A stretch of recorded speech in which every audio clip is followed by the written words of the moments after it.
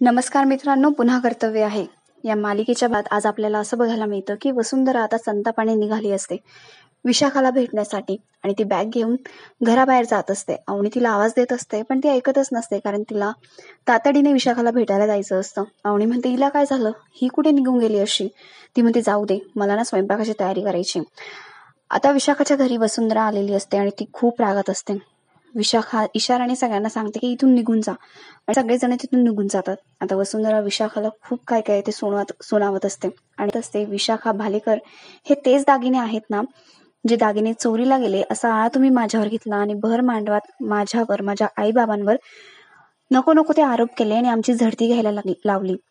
पण आकाशराव, मला पती मिळाले ते खूप माझं मोठं नशीब आहे आणि त्यांनी आमच्यावर तशी वेळ येऊच दिली नाही. पण तुम्हाला लाज नाही वाटली हे सगळं करताना? हे दागिने तुमच्याकडे होते आणि तरी सुद्धा तुम्ही आमची फसवणूक केली आणि आकाशरावांना 50 लाख रुपये तुमच्या माथी मारायला लावले. हे सगळं करताना तुम्हाला लाज नाही वाटली थोडीशी पण? आता विशाखा म्हणते, तोंड वर करून मला काय बोलतेस, लाज नाही वाटली? मुळात तुझी लायकी आहे का माझ्यासमोर उभं राहण्याची? आणि हे बघ, आकाशसाठी 50 लाख रुपये म्हणजे काहीच नाहीये. त्याने माझ्या मुलीला लग्नामध्ये गिफ्ट म्हणून दिलं असं समज. आता वसुंधरा म्हणते, तुम्हाला लाज नाही वाटत का? एवढं सगळं तुमचं वैभव असून, एवढ्या तुम्ही पैशावाले आहात, तरी सुद्धा स्वतःच्या मुलीचा वापर करतात पैशांसाठी, दुसऱ्याची फसवणूक करता आणि लग्न लावून देतात. कशासाठी? दुसऱ्याच्या प्रॉपर्टीवर तुमचा डोळा आहे म्हणून. हे सगळं करण्यासाठी तुम्ही हे करत आहात.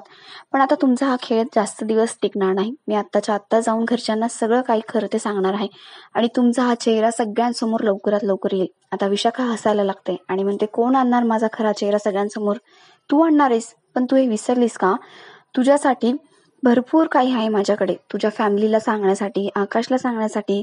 त्याचा तुझ्यावर खूप विश्वास आहे ना. बघूया मग तुझ्याविषयीची जी सत्ता आहे ते जाणून घेतल्यानंतर तो तुला स्वीकारेल का? आता वसुंधरा म्हणते, मला माहित होतं तुम्ही हेच सगळं मला बोलणार. पण तुम्हाला माहिती आहे का, मी आकाशरावांना सगळं काही खरं ते सांगून टाकलं आहे आणि आकाशराव माझ्यावर खूप विश्वास ठेवतात आणि मला आहे की आमचं नातं खूप घट्ट आहे आणि अशा छोट्या गोष्टींमुळे आमच्या नात्यावर त्याचा काही परिणाम होणार नाही. त्यामुळे मी छोट्या छोट्या सगळ्या गोष्टी आकाशरावांना सांगून दिल्या आहेत आणि तुमची ही भीती ना आता माझ्या मनातून निघून गेलेली आहे. तुमच्या हातचं भावलं बनून मी राहणार नाहीये, एवढं लक्षात ठेवा. आणि काय आहे ना, मला आकाशरावांना हे सगळं सत्य सांगायचंच होतं, पण माझ्या आईबाबांमुळे म्हणून मी शांत बसले होते. नाहीतर हे सगळं सत्य ना मी कधीच त्यांना सांगितलं असतं. आणि आता तुम्ही मला ब्लॅकमेल नाही करू शकत. आता विशाखा मात्र खूप घाबरलेली असते. ती म्हणते, वसुंधरा प्लीज असं काहीही करू नको. निदान माझा नाही, माझ्या मुलीचा तरी विचार कर. त्यावर वसुंधरा म्हणते, तुमची ही नाटकं माझ्यासमोर नाही चालणार आणि दुसऱ्याला पटावं असं तरी नाटक करा ना. मला माहिती आहे सगळं तुम्ही नाटक करत आहात, त्यामुळे तुमचं हे नाटक माझ्यासमोर चालणार नाही. मी आता कुठे चालली माहिती आहे का तुम्हाला? पोलीस स्टेशनला. काय आहे, दागिने चोरीला गेले ना, मग कंप्लेंट तर फाईल व्हायला हवीच ना. मी आता जाते, त्यामुळे तुम्ही आता विचार करत बसा यातून कसं काय बाहेर निघायचं ते.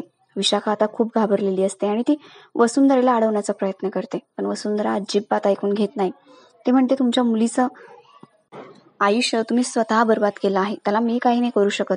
तिचं नातं कसं टिकवायचं ना, हा तुम्ही विचार करा. मुळात तुम्ही आमच्या मुलाला फसवलेलं आहे आणि आता मी चालले आहे इथून.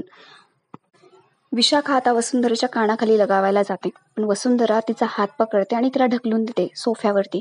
आता ती सोफीचे फोटो काढते, कारण तेच तिने घातलेले असतात आणि त्या दागिन्यांसहित वसुंधरा तिचा फोटो काढते प्रूफ म्हणून आणि म्हणते, थँक्यू, तुम्ही माझं काम खूप सोपं केलंय. ते काही ऐकून घेत नाही आणि तिथून निघून जाते. इकडे आता वसुंधरा स्वतःचाच विचार करत असते आणि म्हणत असते की मी खूप घाई करते का? आधी आकाशरावांना कळवायला हवं का? नको नको, मला प्रूफ मिळाला आहे तर आधी पोलीस स्टेशनलाच जाते. कसं आहे, विशाखासारख्या माणसाचा चेहरा सगळ्यांसमोर लवकरात लवकर यायलाच हवं. ते कारस्थान सगळं कळायलाच हवं सगळ्यांना. आणि ती रिक्षामधून जात असते, तेवढ्यात तिचा रिक्षावाला आता एका माणसाला त्याने ठोकलेलं असतं आणि बाईकवरून तो माणूस खाली पडलेला असतो. त्या दोघांची भांडणं होतात.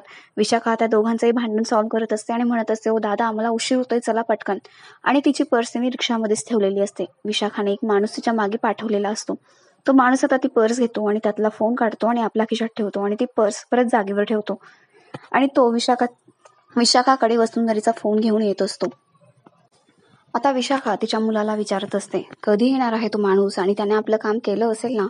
तेवढ्यात तो म्हणतो, आई काळजी नको करू, येतच असेल तो. आणि तेवढ्यात तो माणूस वसुंधरेचा फोन घेऊन आता विशाखाकडे येतो आणि म्हणतो, मॅडम, तुमचं काम झालंय, तुम्हाला कधी मी निराश केलंय का? हे घ्या त्यांचा फोन, तो फोन आणलाय मी.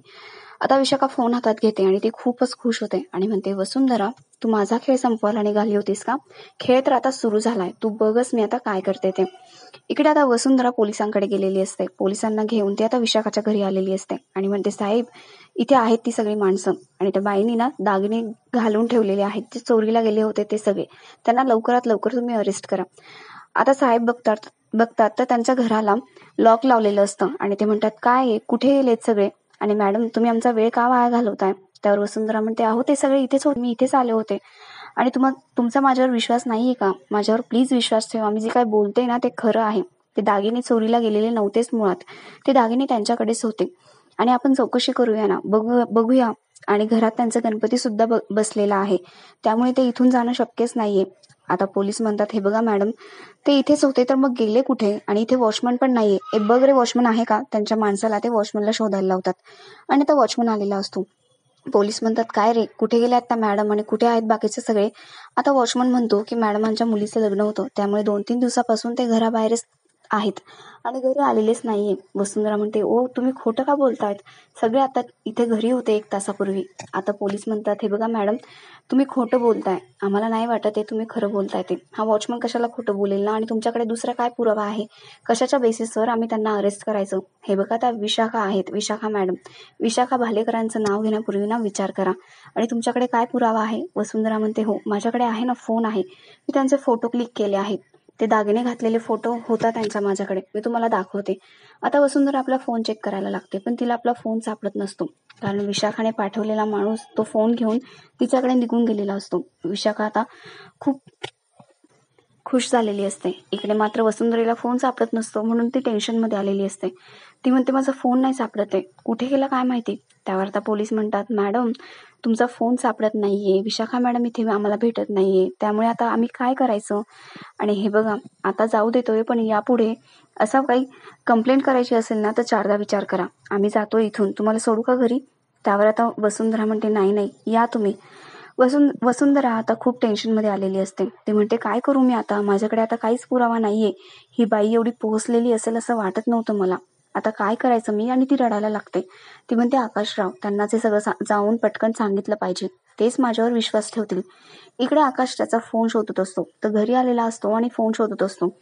सगळी मुलं त्यांची खेळत असतात आणि बाबांची गंमत करायची म्हणून ते म्हणतात, बाबा फोन शोधतोय का? आकाश म्हणतो, हो ना, तुम्हाला माहिती आहे का? आता मुलं म्हणतात, हो, पण आम्हाला एक गोष्ट हवी तुझ्याकडून. आता आकाश म्हणतो, काय हवंय? आणि असं बाबांना छळल्याशिवाय तुम्हाला होत नाही का? बरं सांगा, काय हवंय? आता सगळे म्हणतात की आम्हाला मोदक हवाय. आकाश म्हणतो, एवढंच ना, आणून देतो तुम्हाला मोदक. आता आकाश त्यांना मोदक देतो. मुलं म्हणतात, वा बाबा, थँक्यू सो मच. आकाश म्हणतो, आता माझा फोन कुठे सांगा? सगळे मुलं म्हणतात, एप्रिल फूल, आम्हाला माहितच नाहीये, तुझी गंमत केली आम्ही. आकाश म्हणतो, हे काय? हा सप्टेंबर महिना चालू आहे, एप्रिल फूल काय? आणि तो त्याचा फोन शोधायला लागतो.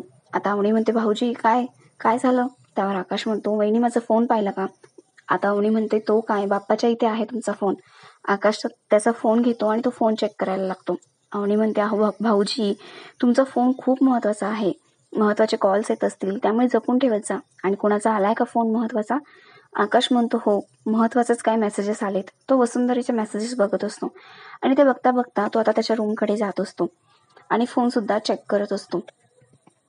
इकडे वसुंधरा धावतच घराकडे येत असते.